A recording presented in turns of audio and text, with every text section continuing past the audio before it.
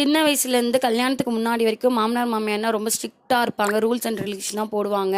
அப்படி ரொம்ப டெரராக இருப்பாங்க. அப்படி தான் மைண்டில் ஃபிக்ஸ் பண்ணி வச்சுருந்தேன். நான் ஆஃப்டர் மேரேஜ் அப்படியே ஆப்போசிட். அம்மா ரொம்ப ரொம்ப காமன் கம்போஸ்டாக இருப்பாங்க.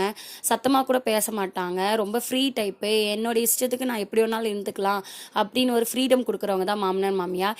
என்னை பொறுத்த வரைக்கும் ஒரு பொண்ணுக்கு வந்து நல்ல ஹஸ்பண்ட் கிடைக்கிறதுக்கு எவ்வளோ இம்பார்ட்டனோ அதே மாதிரி நல்ல மாமனார் மாமியார் ஒரு போகிற இடம் வந்து அந்த புகுந்த இடம் வந்து நல்லா ஃபேமிலியாக இருக்கணும். அதுதான் ரியல் பிளஸ்ஸிங்காக நான் ஃபீல் பண்ணுறேன். அந்த வகையில் நான் ரொம்ப ரொம்ப லக்கி தான் நினைக்கிறேன். அம்மா வந்து கோயம்புத்தூர் போயாச்சு. ஸோ எல்லா வேலையும் நான் தான் பண்ணி ஆகணும். என்னை விட அமிதேஷ் அர்ஷன் தான் ரொம்ப ரொம்ப மிஸ் பண்ணாங்க. பெங்களூருக்கு வந்திருக்காங்க அம்மா அப்படின்னு சொன்னேன். எங்கள் அம்மா தம்பி கூட என்னை கலாய்ப்பாங்க. மேடம் இதுக்கப்புறம் ஜாலி தான், நல்லா ரெஸ்ட் எடுப்பேன், தூங்குவேன் அப்படின்னு. கலாய்ச்சாலுமே அதுதான் உண்மை. ஸோ இதுக்கப்புறம் எல்லா வேலையும் நான் தான் பண்ணி ஆகணும். இன்றைக்கி பார்த்தீங்கன்னா ஒயிட் ரைஸ், அவரைக்காய் பொரியல், வாட்டர்மெலன் ஸ்நாக்ஸ்க்காக கொடுத்துருந்தேன்.